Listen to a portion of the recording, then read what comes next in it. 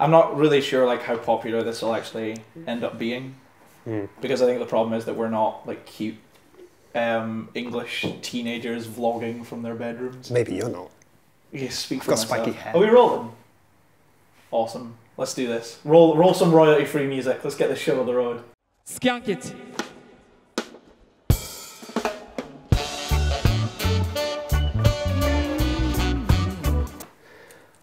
Welcome, people of Peopleton. Welcome to Second Opinion Movie Podcast. I'm Danny Jones, and this is the lovely Scott Morrison. Hello. We're going to take a beloved film or a hated film from the past. One of us is going to defend it with our lives. The other is going to attack it with their life. Our lives sounds a lot more drastic than it is. We are talking about films. We watched the Black Cat trailer last night. What did you think? I'm struggling to remember it. It sort of happened, and then I went on with my life. Yeah, I think that it like most films these days, it's doing like the dark and gritty look at the world of hacking. But to me, it still comes off as ridiculous because at the end of the day, hacking is a person sitting at their computer. There's nothing interesting about that, unless you really understand what they're doing. But even that's like really difficult to capture on film, like what is actually going on. And so they resort to these ridiculous over-the-top films to make hacking seem a lot more glamorous than it actually is. Which brings us to the film we're going to talk about today, which is Hackers from 1995. 1995, yep, Hackers, starring Johnny Lee Miller, Angelina Jolie, Fisher Stevens, and Matthew Lillard, who must regret his extremely dated performance in this film. I'm fairly convinced that Matthew Lillard regrets most performances that he's ever done. He always plays like the goofy stoner dude in all his films, and yeah, I feel like I've never really seen him do anything different. Can't deny a man his meal ticket. I mean, Scooby-Doo Monsters Unleashed is my favourite movie of all time. Hackers is about a group of hackers. No way. Yes way. The writers knew what they were doing. Who find incriminating evidence against a computer hacker who's stealing millions of dollars from business and corporate. To get the evidence back, he frames the hackers for a huge act of international terrorism, and hilarity ensues. Complex stuff. Yes. Really, really complex stuff. You might say genius. You love this film, like a lot, in quite a scary way. I am obsessed. More than... I've got like a wall full of graphs and charts that like map out the complexities of this film. I know, I've seen it. It's like that, it's like Memento. It's like his wall in the hotel room. I have got loads of evidence tattooed to me, just in case I get in an accident. I don't want to forget this. What is it that you love about this film so much? I think this film has its own charm. It is a dated charm. Like, it's very, very 90s. But something like Back to the Future, which is my favourite film of all time, and should be everyone's, it's also dated. Back to the Future is definitively 80s. And Hackers is definitively 90s. You look at some of the costumes and some of the things they say and you go, wow, that's incredibly dated. Like skateboards and rollerblades everywhere. But I like that about it. I think that's where it makes it have its own charm. Fair enough. So I'm not going to spend the rest of this tearing your precious hackers to shreds. Like earlier we were talking about the way hacking is portrayed in films. Hackers has this opinion in it that just by showing someone typing really fast and having like windows pop up on the screen, that's hacking. We don't need to know what it is they're actually doing, but that's just hacking. I don't want to know what they're doing. It sounds boring. What they're doing is conveyed through. They'll be at their computer and numbers and symbols will be swirling around their head and the screen will all go blue and wavy and stuff, and you have no idea what it is they're actually doing. Like, and honestly, I don't think that the writer or any of the cast or anyone involved in the film really knew what it was they were meant to be doing, what it is they were meant to be doing when the hacker scenes were like happening. Because quite frankly, the only legitimate looking hack that I saw in the film is when he changes when Johnny Lee Miller's character changes his class so that he's in Angelina Jolie's class, and that was boring to watch. It was literally a click and a drag, but that to me conveys a more realistic sense of what hacking actually is than what they were showing in the film. We just like defeated like your own argument by saying the only legitimate piece of hacking in the film was boring. Like yeah, fair enough. Like the films in general for the whole cinematic history don't necessarily portray professions as they actually are. Example: James Bond is a terrible spy for what a spy's supposed to be. Indiana Jones is a terrible archaeologist for what an archaeologist is supposed to be. Hackers, like, they're terrible at their real life counterpart job, but it's fun to watch blue and numbers swirl around their heads because you know that the blue and numbers means it means getting business. serious. Yeah, it's getting serious. There's a bit in the film where they talk about how the 4 most used passwords are love, sex, secrets, and God. Which may have been true. That doesn't sound right to me at all. That just doesn't sound like a true thing. Those 4 words never pop into my head when I'm coming up with a password. For now, I plead the 5th. Foreshadowing. Can you imagine in like 1995 when the internet and stuff wasn't a big thing, like how easy it would have been to get a username?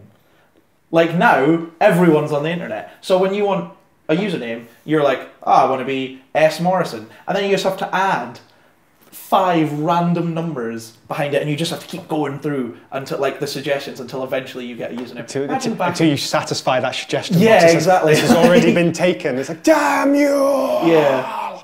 I really like the opening sequence when he's on the plane coming into New York. There's quite a few sweeping like shots of New York, and it's actually really, really well shot. And then it sort of cuts to like the digital world, which is sort of represented as all these this digital city with circuits and information and files that build up like the buildings of New York. Yeah. So it has that underlining sort of theme of the digital world is under everyone's radar and is in complete control, which I thought was really, really cool. The CGI is a bit dated, but I think that's expected from changing technology, and I don't think it does a bad job of be it like a good representation of like the absurdity of their hacking. Yeah, the visuals are they're very Tron, like when they're inside the hack. Well, when the hacks are going on. I found that a lot of time as well when they were hacking, it looked almost more like a video game than what I assume hacking looks like.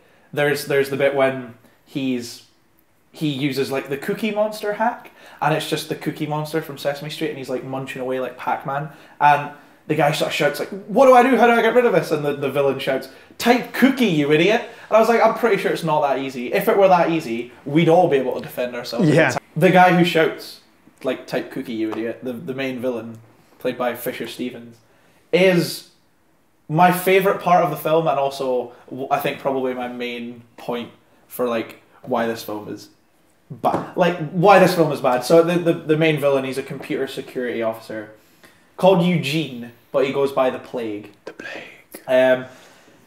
Even though this guy works in an incredibly professional environment, we see him ride around on a skateboard through the halls of his office. That is his main mode of transportation. And at one point, we see him walking around the station in a dressing gown. No shame whatsoever. There's a wonderful bit in the film, which you actually pointed out to me, but I'm going to now use as like an attack. There's a scene where they're in their offices and they're going down an escalator. And he's talking with another woman incredibly loudly about their plan. And like their plan for taking over this boat or whatever through hacking. And they're talking about it so loudly. And then there's a wide shot and they are surrounded by hundreds of people using this escalator. There's also this incredible bit where he sends the main character, Dade, he sends him a laptop just to play a video. And the video is sort of, I don't know, like the video is almost him gloating about what he's going to do to this guy and stuff. And it seems like a very expensive mode of like sending someone a video when they all know how to use computers and they could just probably send a video to their computer. But instead he sends them this whole video. And there's a great bit when he spends all this time bragging about like how he's going to beat Dade and how good he's done. And then at the very end of the video, he seems to sort of, as if he's about to get cut off, he really, really quickly says, "Tell me where the disc is," and then the video kind of ends, and it's almost as if like, yeah, it's almost as if it cut off before he fully had time to say. There's also a wonderful moment where the main character says, "Blow me," and Fisher Stevens' response is, Thank you. What kind of a response is that? It doesn't. He's just wonderful. He is portrayed as almost as ridiculous as the hackers, and you would think that considering he's the villain, that wouldn't be the case. The villain is, he's portrayed as like a man boy. He's, as you say, skateboards and he dressing gowns everywhere, and he also goes by the name the Plague. But I think it's almost portraying that deliberately. It's like this villain he's evidently got this maturity issue, and he's what the company relies on, which is a really, really bizarre element of it. It's like the whole company, like the safety of all of these people, including like when he sets up a virus for the terrorist attack, is all relying on this clearly unstable man boy, making him, I think, a more threatening villain because he's kind of like he's not as predictable. He's just strangely immature. Yeah, I see what you're saying. It's portraying an organisation that's pushed up against the wall, and the Plague is sort of their last. Yeah, in like a world that they don't understand, the hacking world. Yeah, they have to rely on this clearly unstable person. That's fair enough. You have to admit, though, he is ridiculous. I am about to blow your mind, Mr. Morrison. Okay, I'm ready. Because hackers, you've been like giving it all that, right? But it's bit of that. Yeah, bit of that. But it's actually genius, and you don't know it. Okay. And none of the viewers don't know it either, unless they do know it. Well done. Hackers has hidden meaning, right? What kind of hidden meaning? Right, the kind of hidden meaning, right? Hacking in the film Hackers is a metaphor for masturbation. Why? Because the film's a load of old wank? I don't understand. Oh, I've got so much you don't even know. Specifically, the film is about the importance of sexual dominance in to a youth culture from the perspective of these teenagers, the hackers. For a start, at the beginning, there's like this dramatic opening, and this boy's caught in his room hacking in the bedroom at the age of 11, which, after doing a bit of research, yes, I did research, is typically the first age that a boy starts masturbating. Right? Still with me? Good. Okay. He is then banned from being on the computer till the age of 18, the legal sexual age in America. Okay. Right? He's also clearly a very sexual, frustrated person because one of the first conversations he has with his mum at the age of 18, he randomly declares he is a virgin, which seems such a strange line, unless you're really sexually frustrated. Okay. So the first time we see Dade hack, there's this strange mini montage sequence where stock images come up, and it's quite aggressive fighting images, yeah? Especially when he's facing a hacker that he doesn't know. Yeah. And it's sort of a strange visual effect where it comes up and then it's gone. The first time Dade sees Katie, played by Angelina Jolie, it's the same thing happens. Okay. But it's sexual images. Same stock images jumps up, but sexual. Linking hacking with sexual thoughts. There's more. There is so much more. How much of you've got so much written down there? Wait. But to be hackers in this film care a lot about their reputation, which is where it comes into what I'm talking about sexual dominance. All the kids really rely on their name as if it was some sort of proof of sexual dominance. In fact, there's one scene where a kid wants to be a hacker and he's trying to come up with his name, but he's so shunned, kind of like in a teenage culture, how much important it is to sort of have that sexual dominance, which is a very real thing in teenage culture. That if you don't know, if you are honestly inexperienced and upfront about it, you are very much shunned by your peers. One of the conclusive evidence for this is when they're in the hacking club playing Wipeout, and Katie plays it and she gets a high score, and then Dade plays it and he gets an even higher score, and he says the line, "Well, it looks like I'm on top." Obvious sexual dominance. Another conclusive proof, we're going to go back to the foreshadowing from earlier, is the 4 commonly used passwords told in this film, which are? Love, sex, secrets, and God. Yes. Love, sex, and secrets, masturbation. God is, even pointed out in the film, is an ego thing. People put God as their password as an ego thing. Ego, sexual dominance. I know, it's going to get better. Can only go up from here.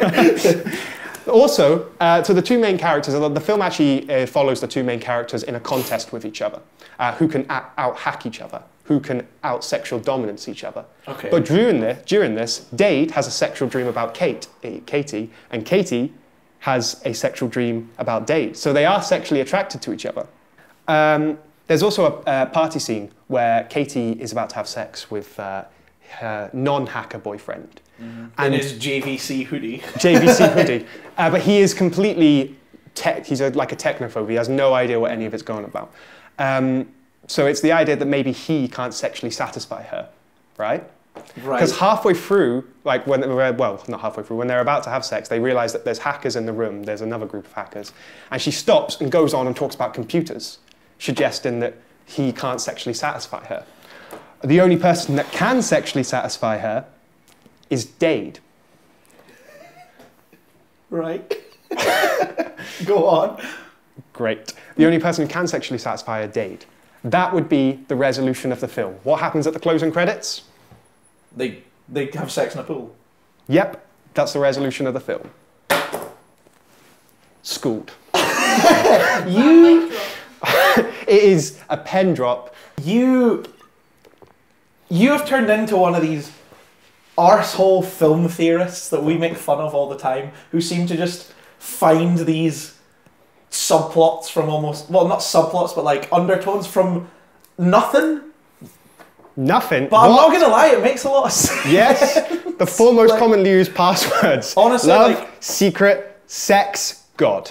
You Sexual can get dominance. like, you can get whole 400-page books just about the film Rashomon. I want Danny Jones's like breakdown of sexual undertones in the movie Hackers, and I want it as soon as possible. Coming to a bookstore near Like you. next A good year gonna be- bookstore. Like coming to like next you're gonna be telling me that like Lord of the Rings is just a big metaphor for like uncomfortable constipation. Give me time. Give me time. What were you doing when you came up with this theory? I was working. And if anybody who works with me sees this and ever wondered, when I wander around looking entirely lost, what I'm thinking about, it's usually masturbation in mid-90s films.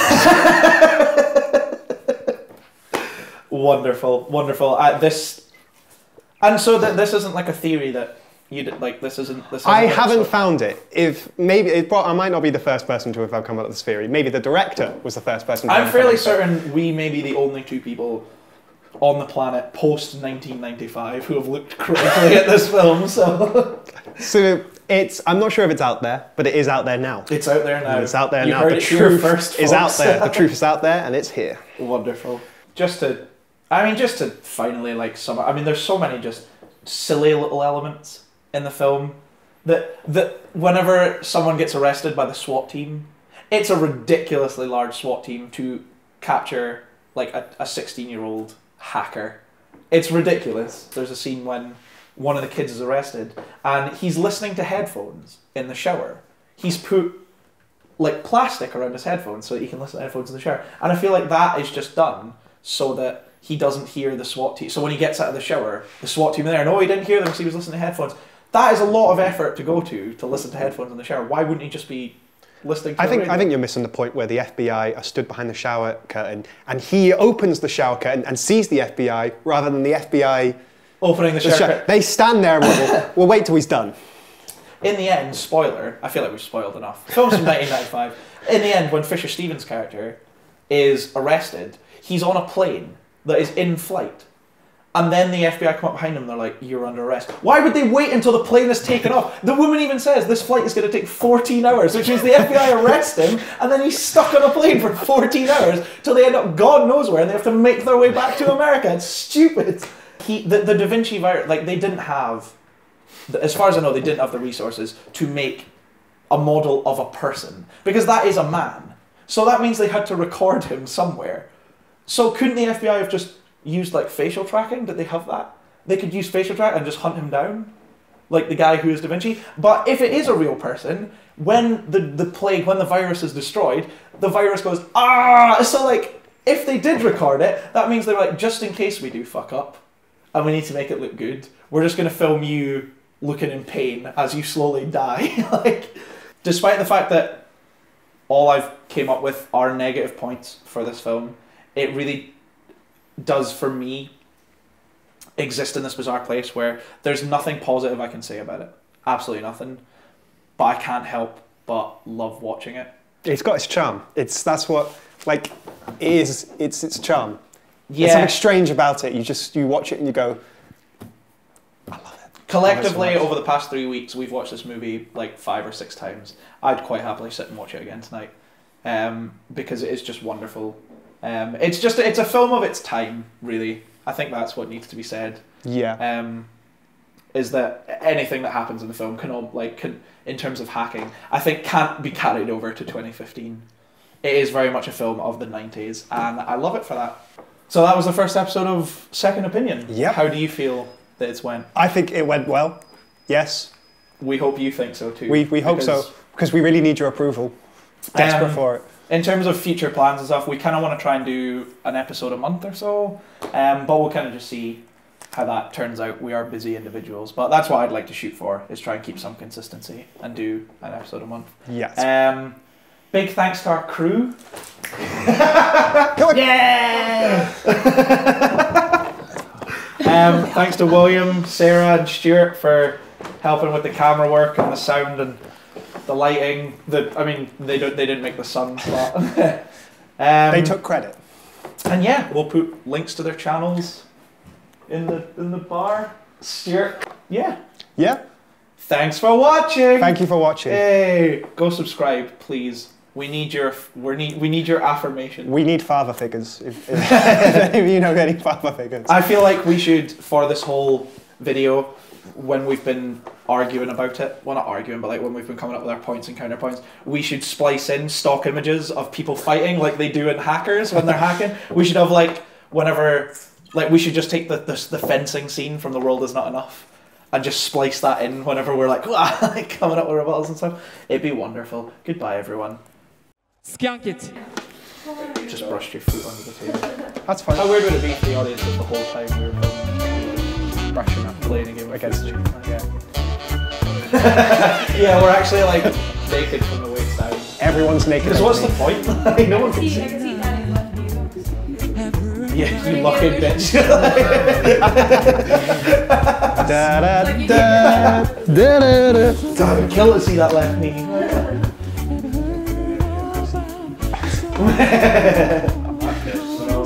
Still shall. Right. To have you on my dreamland would die. Right, are we ready? Cool. Sit, do night.